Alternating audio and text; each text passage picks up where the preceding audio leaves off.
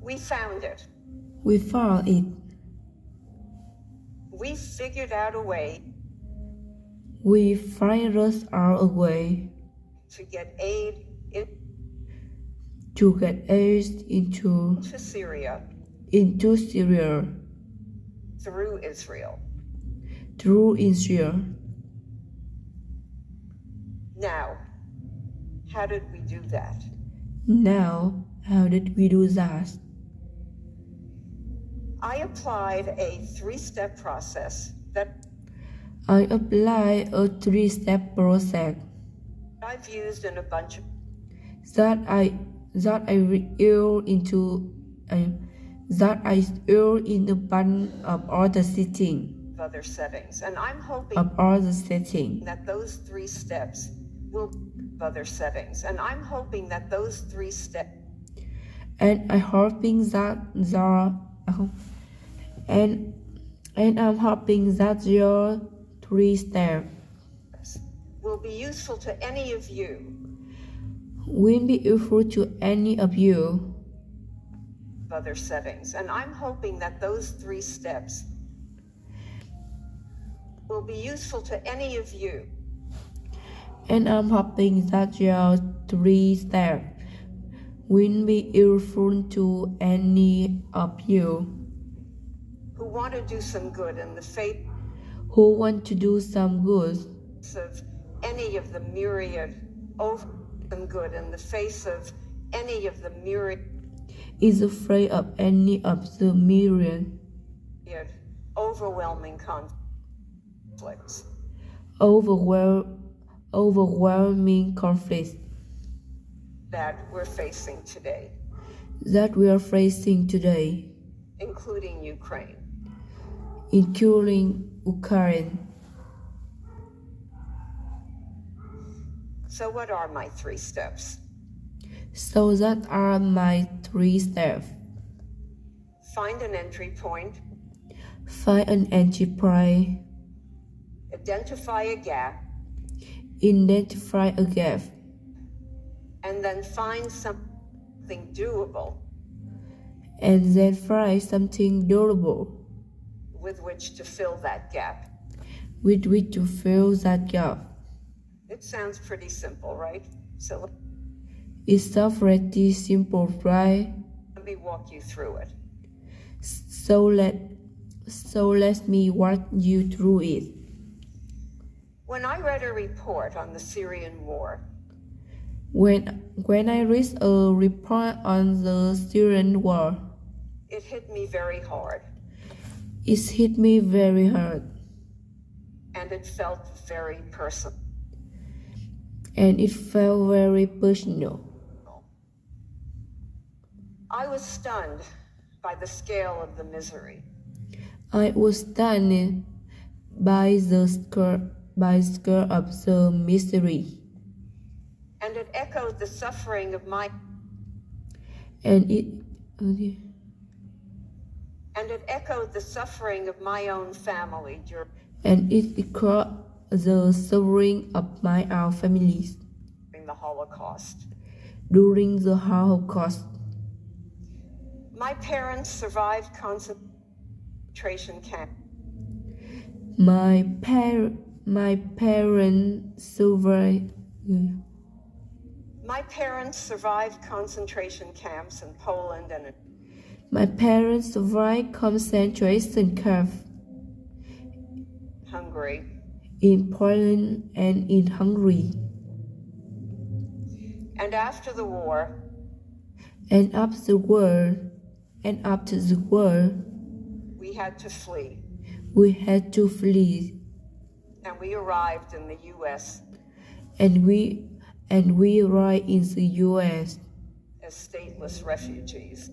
as daily refugees.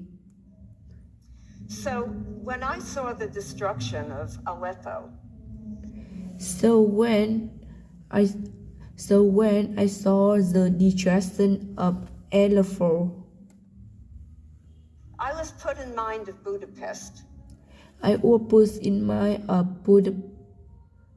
Budapest, the city of my birth, the city of my birth, the bombed out city of my birth, the born out city of my birth,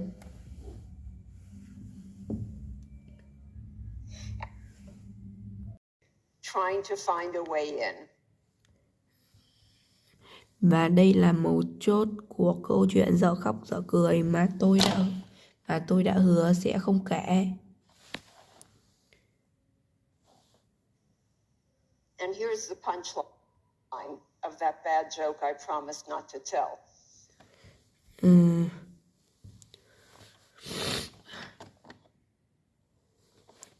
Và chúng tôi đã tìm thấy nó. Chúng tôi đã tìm ra cách viện trợ vào Syria thông qua Iraq.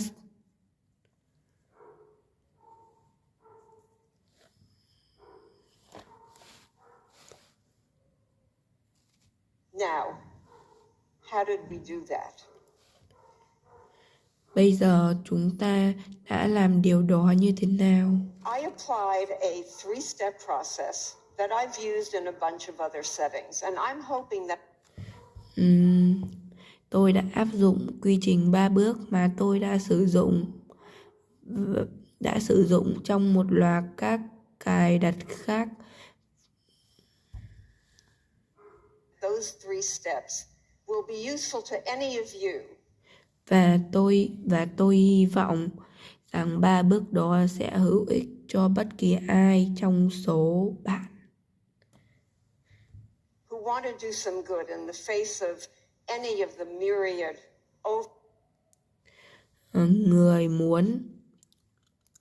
người muốn làm một số việc tốt khi đối mặt với vô số áp đảo, overwhelming conflicts. với vô số áp đảo, xung đột mà chúng ta đang phải đối mặt ngày nay, bao gồm cả Ukraine. That we're facing today, including Ukraine. So what are my three steps? Vậy 3 bước là tôi Vậy 3 bước của tôi là gì? Find an entry point, Tìm một điểm vào, identify a gap, xác định một and khoảng then trống, find something doable with which to fill that gap. xác định một khoảng trống và sau đó tìm thứ gì đó khả thi để lấp đầy khoảng trống đó. It sounds pretty simple, right? Nghe có vẻ khá đơn giản phải không? Let me walk you through it. Vì vậy, hãy để tôi hướng dẫn bạn qua nó. When I read a report on the Syrian war, Khi tôi đọc một báo cáo về cuộc chiến Syria, it hit me very hard, and it felt very personal. tôi đã xúc động và cảm thấy rất riêng tư. I was stunned by the scale of the misery. Tôi choáng váng trước quy mô của sự đau khổ và nó gọi lại nỗi đau khổ của chính gia đình tôi trong thời kỳ And it echoed the suffering of my own family during the Holocaust. Trong thời kỳ Holocaust, My parents survived concentration camps in Poland and in Hungary. cha mẹ tôi sống sót qua các trại tập trung ở Ba Lan và Hungary. And after the war, we had to flee, and we arrived Và sau chiến tranh, chúng tôi phải trốn chạy và đến Hoa Kỳ, in the U.S. as stateless refugees. với tư cách là những người tị nạn không quốc tịch. So, when I saw the destruction of Aleppo, I was Vì vậy, khi chúng tôi chứng kiến sự tàn phá của Aleppo, put in mind of Budapest, the city of my birth. Tôi đã nghĩ đến Budapest, thành phố nơi tôi sinh ra. The bombed out city of my birth. Thành phố nơi tôi sinh ra đã bị ném bom.